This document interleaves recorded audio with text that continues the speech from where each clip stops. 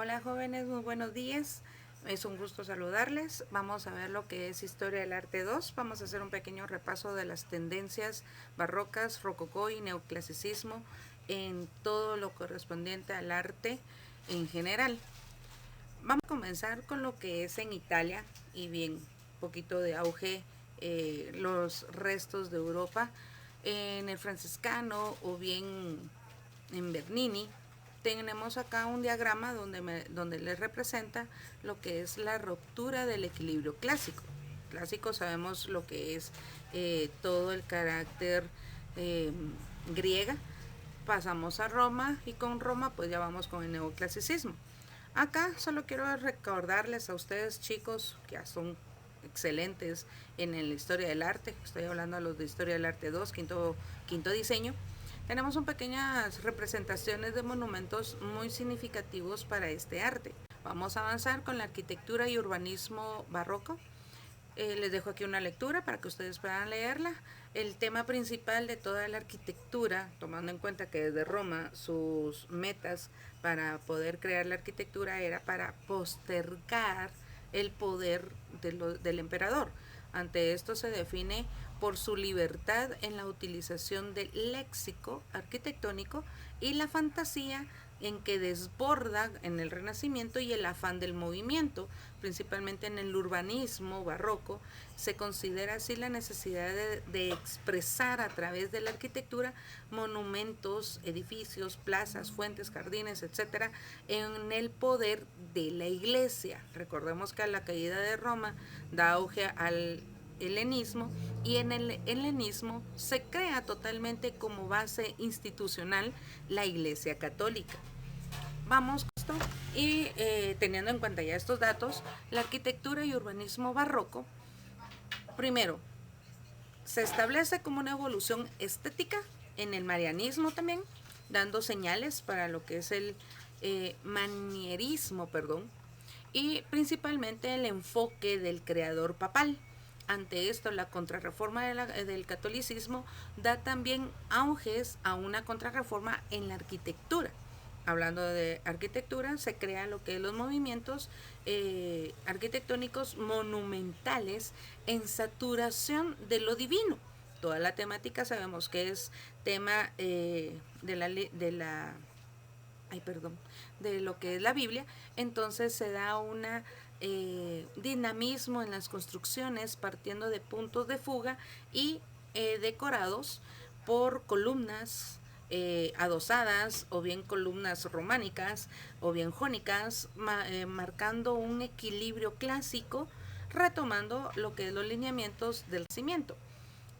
Tenemos entre los elementos constructivos principalmente se dan las cúpulas, las pechinas y todo lo que corresponde al carácter lineal cuadrado. Esta figura geométrica es la que más predomina en los valores de la arquitectónica y principalmente también tenemos adosada a las paredes los altos y bajos relieves de valores esculturales. Vamos con lo que son los materiales. Se predomina lo que es la piedra, el ladrillo, el estuco, etcétera. Una piedra sillar también. Es una piedra lisa en tono amarillo o grisáceo. El mármol en colores, que esto da tendencia al lujo. Y lo que es principalmente lo que el empleo del bronce, el oro también, como elemento de los retablos, si se han de recordar, en el arte barroco. Partiendo de ahí, todo el ornamento en que se adornan las instituciones, así como la iglesia de San Andrés de Bernini, que estamos viendo ahorita con esta imagen, los materiales se utilizan como medio de sostensión ante los santos y ante llegar al complejo ornamental de los mismos. Se ponen los santos, se da lo que es todo el adorno circular o bien axial hacia él mismo, dándole referencia en que él es el todopoderoso. Partiendo de ahí, los muros en que se llega a un soporte de carácter dinámico, dando lo que es la ondulación y lo que es la modelación de plantas flexibles. Sabemos plantas, planta de la cruz latina, una cruz, rectángulos, cuadrados en armonía, y en esta situación es donde se da la planta superior o bien principal, que se da ya en forma ovalada. A esto se le llama flexible, plantas flexibles. Vamos a tener en cuenta lo que es los soportes de adosamiento a los fines decorativos. Tenemos acá un ejemplo de la misma iglesia de Bernini. Esta se da lo que son sus atlantes, careades y mensulares, aportes a los nuevos típicamente barroco, y principalmente las columnas salomónicas y estipite, perdón por mi pronunciación. Las columnas salomónicas, aquí tenemos un ejemplo claro cuáles son, para que vayamos identificándolas. Tienden a ser principalmente en forma espiral en todo su cuerpo, todo su fuste. Está torneado por hojas mismas de laurel, hojas que se dan en la misma naturaleza, y las volutas en la parte superior. A esto se da el estipe, es el soporte vertical cuyo tronco tiene forma de pirámide y vertineando desde un resultado de todo lo que es las ocasiones o bien adornos circulares, que esto está suyapuesta, o sea, puesta encima de el muro para poder darle realce y más adornamiento a este monumento. Tenemos también los diferentes tipos de órdenes de acuerdo a las columnas salomónicas, y acá tenemos lo que es el baldaquino de San Pedro en Bernini, una similitud para aquellos que son católicos a la iglesia catedral acá de Guatemala, en donde se encuentra el altar mayor, donde se encuentra también la mesa. Aquí es una réplica, ¿verdad? Donde están también las columnas, todos estos monumentos y estos fustes retorcidos que dan todo lo que es la creación barroca a este orden. Vamos a ver los arcos de medio punto, o los elipses o bien mixtos, los ovales, todos estos tipos de arcos que se utilizan para poder darle realza a la entrada de un pasillo. Este es el afán de un semicírculo colocado en la parte inicial de un pasillo, darle el nivel de profundidad de túnel, o bien principalmente con el simbolismo de entrar aún más allá de, ¿me entienden? Y vamos plasmando lo que es principalmente en las fachadas. Acá tenemos la iglesia de San Carlos de las Cuatro Fuentes en Roma. Este es Borromini.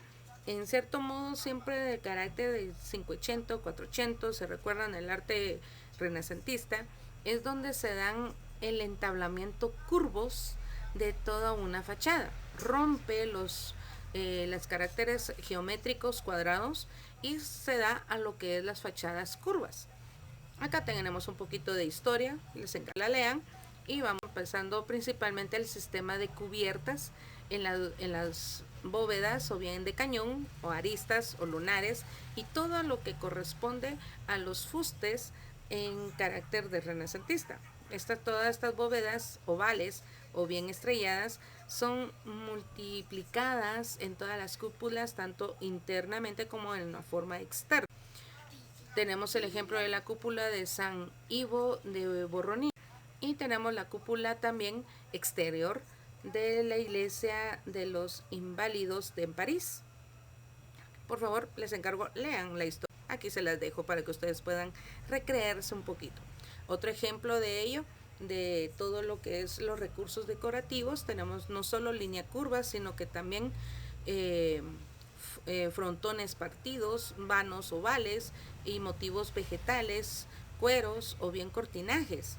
A esto pues le dan soporte al carácter decorativo barroco. Sabemos que el barroco es un juego entre luz y sombra, no como el gótico, que es totalmente oscuro. Acá se da un juego para que la magia del Espíritu Santo se pueda dar hacia el espectador. Y tenemos un ejemplo claro de la iglesia de San Lorenzo de Turín. Ciertamente las entradas de luces donde dan lo magnificante del poder del Espíritu Santo en el altar mayor, y es donde está la libertad de los valores de inversión de originalidad en las formas de, de carácter global. Tenemos lo que es las tipologías arquitectónicas, son edificios religiosos o bien civiles, donde su simbolismo es propagandismo y prácticamente se puede tomar como iglesia o bien palacios. Tenemos la tipología arquitectónica a base de plantas, que está la planta de la iglesia de San Carlos de las Cuatro Fuentes, en carácter flexible, mixtas, que son circulares y de plantas elípticas, así como también la iglesia jesuita en Roma, como la iglesia de San Andrés del Quirinal, en Bernini también. Tenemos este espacio interior también que se concibe como una forma fluyente a la decoración rica en coloridos, principalmente en carácter blanco, ocre, marrones y beige, en un blanco no puro, un blanco tipo hueso. Y tenemos como conclusión que podemos llegar a los valores plásticos de acuerdo a la libertad de las formas y los dinamismos del barroco en volumen. Tenemos donde se rompen los cánones de la medida de figura humana. Acá les tengo un ejemplo donde el espacio interior muestra una infinita escena teatral entre los santos en su descenso hacia al llegar a la puerta de santidad con esta imagen. Tenemos la unidad de la diversidad en los barrocos nacionales, Roma, en ciertamente todo lo que hemos estado hablando, la llave, en ciertamente, el papal y todos los mecenas, cómo llegaron a influir en todas esas construcciones de edificios y sus principales arquitectos. Entre ellos está Jean-Lorenz Bernini, que tengo aquí el ejemplo y toda su inversión, ahí lo leen por favor, así como las grandes obras de él y principalmente el aporte de la fachada moderna de la Basílica de San Difusión originado al final del Renacimiento. A esto estamos hablando de la iglesia jesuita en Roma, en Vignola. Ciertamente sobriedad total, le bajó a tanto retablo establecido en adosadas a las paredes y la deja en solo carácter estructural, bastante simple, ligera y limpia la fachada. Vamos cambiando con el conjunto de urbanismo de San Pedro del Vaticano y en este caso pues ustedes se dan cuenta en una similitud con lo que es la casa papal está la iglesia catedral acá en Guatemala. Entonces realmente espero que les haya gustado, mis niños lindos, este tema. Vamos acá a la fachada de San Francisco para que se estén dando cuenta ustedes y cómo Jean-Lorenz Bernini da este aporte a toda la monumental columnadas, principalmente los aportes de la Iglesia Católica. A esto también a la plaza de San Pedro es donde se dan dos plazas tarjantes o bien trapezoidal elíptica. A estos son figuras de urbanismo y principalmente originada por la cúpula de Miguel Ángel, ¿verdad? Damos lo que es todas las columnas que se encuentran como orden toscano del barroco, una escena de estatuas también de los 12 apóstoles y toda su arquitectura carácter elíptica envolvente a los pobladores que se ponen en el centro y tienen un panorama de carácter eclesial, o sea, en carácter un teatro olímpico prácticamente, donde relatan o uno llega a esperar pues, todo el misticismo que conlleva al Espíritu Santo. En la forma interna de la misma Basílica de San Pedro tenemos acá el ejemplo y con sus columnas salomónicas, ¿verdad? Tengo otro ejemplo de acá de los detalles interiores de la cúpula de la iglesia de San Andrés y lo que es el Palacio Barberini de Roma. Ciertamente, Francisco Castelli Borromini es un arquitecto con una ideología tan plasmante, tan soberbia al hecho de plasmar la magnificencia del personaje en cual está haciendo el edificio, porque muestra aquí cabal en el interior de la iglesia de San Carlos de las cuatro fuentes de Roma en Borromini. Esta planta es totalmente elíptica, circular y única en sí, porque realmente en su construcción llega a costar cuando son caracteres circulares o bien radiales. Y en la iglesia de San Ivo de Sapiesa es uno de los elementos más clave a lo que es el mismo uso de las figuras eh, circulares. Ya me estoy extendiendo un poquito. Vamos a terminar con los ejemplos que tengo acá en forma interior como exterior, pero no quería dejar sin mencionar la Fontaine de Tibel, o sea, la fuente de Roma, donde está Poseidón y todo lo que corresponde en su manifestencia de poder de Poseidón. Y con este edificio principal se plasma cómo llega a salir de las aguas, cómo de esa fuente surge el poder de Poseidón y la unión con la Iglesia Católica. Realmente este es un edificio civil donde se plasma y se da este poder, ¿verdad? Esta iconografía y principalmente iconología. Seguimos con lo que es el ejemplo de la Basílica de Superga de Turín. En su ejemplo, si se dan cuenta, se parece a la iglesia de la Merced. Y en Francia, principalmente, sus rasgos fundamentales es de carácter cortesano. Los palacios tienden a ser edificios de cuerpos alargados y de 2 salas con jardines, forzando a una escuadra.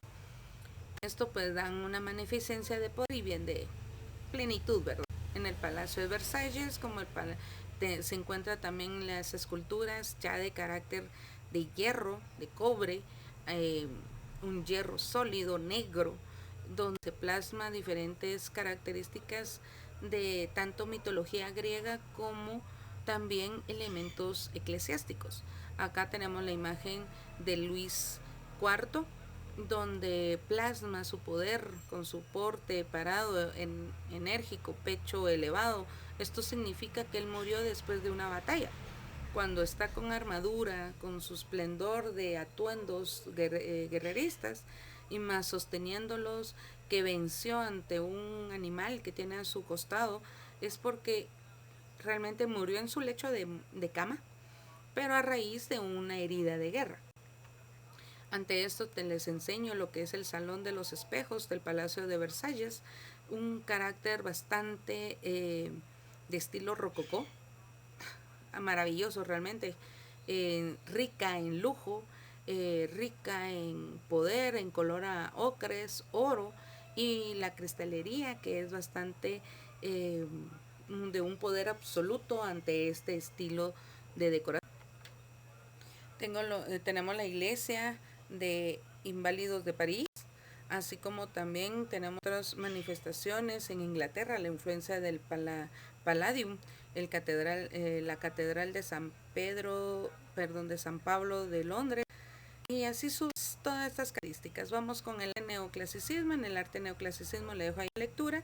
Vamos a ver con sus pinturas. En sus pinturas pues simplemente predomina el dibujo, los pintores en una revolución de mitos romanos. Está el juramento de los Horacios de David, se parece mucho al estilo gótico, solo que aquí se aplica más el tono blanco, la luz comienza a predominar principalmente y se le llama manierismo al estilo de pintura donde están las líneas curvas. No hay ningún elemento que esté rectamente, pero estoy hablando en figura humana, así como a la vez sus ropajes.